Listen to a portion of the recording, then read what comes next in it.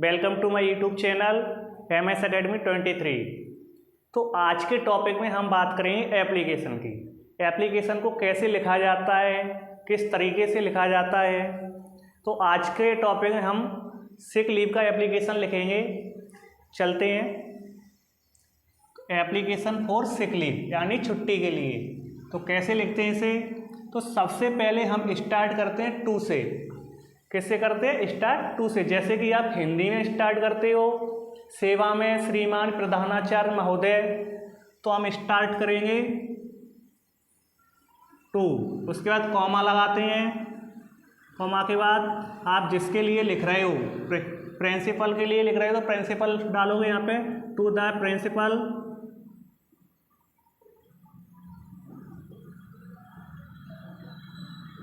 उसके बाद आप किस स्कूल में पढ़ते हो या जिस स्कूल का आप नाम डालना चाहते हो वो यहाँ इसके नीचे डालोगे, गवर्नमेंट हाई सेकेंडरी स्कूल। उसके नीचे फिर हम ज़िले का नाम डालते हैं। जैसे मैं डाल रहा हूँ भोपाल मध्य प्रदेश। उसके बाद एक लाइन छोड़कर आपको सब्जेक्ट डालनी है। सब्जेक्ट में अब क्या है, हम एप्लीकेशन किसका लिख रहे हैं? सिक लीव का। तो आपको एक लाइन याद रखना है, एन एप्लीकेशन फॉर। आपको ये लाइन याद रखनी है। इसके बाद किसी भी चीज़ का एप्लीकेशन हो, चाहे वह छुट्टी का हो यानी सिक लीव का है, TC का है, SLC का है, लाउड स्पीकर का है, CC का है, कोई भी एप्लीकेशन है वो आपको इसके बाद लिख देना है वो शब्द। एन एप्लीकेशन फॉर, तो हम सिक लीव का लिख रहे हैं तो हम लिख देंगे सिक लीव। इलनेस लिख सकते हैं, सिक लीव फॉर 3 days लिख सकते हैं, जितने दिन का हम लिख रहे हैं। उसके बाद एक लाइन छोड़ के हम लिखेंगे respected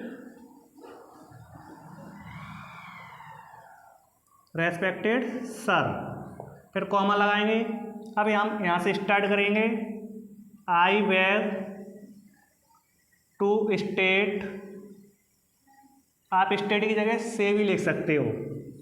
I beg to state that I am a regular student of class 10th of your school. तो ये लाइन सभी में कॉमन रहती है। I beg to state that, मैं कहना चाहता हूँ कि I am a regular student of class 10th of your school, मैं आपके स्कूल का कक्षा 10वीं का मैं रेगुलर छात्र हूँ यानी नियमित छात्र हूँ। इसके बाद आपको क्या दिक्कत है, आप छुट्टी क्यों ले रहे हो, उसके बाद हम वो लाइन लिखते हैं। अब उसमें हम क्या लिखेंगे? आई हैव, और ध्यान रखना इसके सीधे में ही लिखना है, हमें जस्टिफाई करना है दोनों तरफ से। ऐसा नहीं कि एक लाइन इधर जा रही है एक लाइन उधर जा रही है, ऐसा नहीं करना है। तो हम लिखेंगे I have been suffering from fever, आपको क्या बीमारी है? तो ये किससे पीड़ित है? बुखार से। तो I have been suffering from fever, अब कब से है?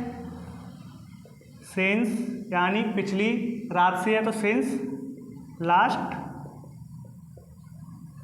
नाइट। तो इतना लिखने के बाद तो तुम्हें पता है, तुम डॉक्टर पर गए होंगे तो डॉक्टर ने बोला होगा आपको रेस्ट करने के लिए 2 दिन का, 3 दिन का, 4 दिन का। तो वो अब हम इस बात को लिखेंगे कि डॉक्टर ने जो बोला है उस बात को लिखेंगे। तो डॉक्टर ने क्या बोला है? The doctor has advised me to take complete bed rest for 3 days. तो डॉक्टर ने क्या सलाह दिया? डॉक्टर ने 3 दिन का बेड रेस्ट लेने के लिए कहा है। तो अब बेड रेस्ट लेने के लिए कहा है तो हमें छुट्टी भी 3 दिन की चाहिए। आप 4 दिन की भी ले सकते हो। तो जो एप्लीकेशन में बोला गया है उस डेज को हम लिखेंगे, ठीक है, उन डेज को हम लिखेंगे। तो हम क्या नहीं कर सकते? अब जब सलाह दी है डॉक्टर ने तो हम स्कूल नहीं आ सकते, तो हम लिखेंगे so I can not attend the school. School की जगह आप ये भी लिख सकते हो अटेंड माई क्लास, यानी मैं अपने क्लास में नहीं आ सकता, इसलिए मैं स्कूल में नहीं आ सकता या स्कूल में उपस्थित नहीं हो सकता। इसके बाद हम नेक्स्ट लाइन लिखेंगे जिसमें हम रिक्वेस्ट करेंगे छुट्टी के लिए, पैराग्राफ छोड़कर। Therefore I request you, therefore I request you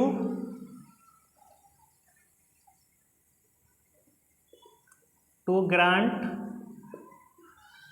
me for 3 days।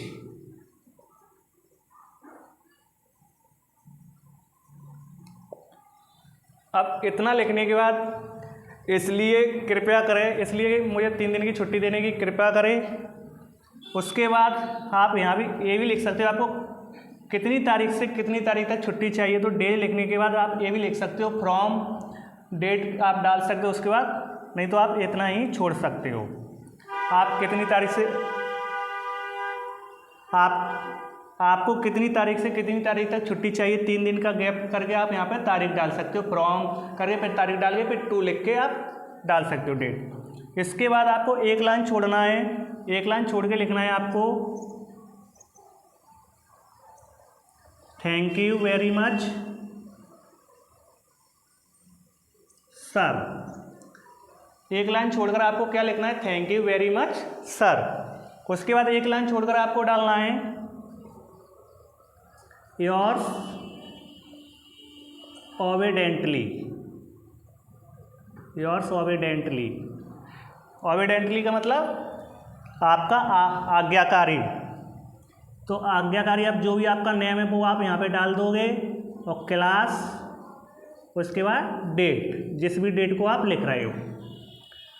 तो मुझे आशा है कि आपको एप्लीकेशन समझ में आया होगा। आपका बहुत बहुत धन्यवाद। जय हिंद दोस्तों।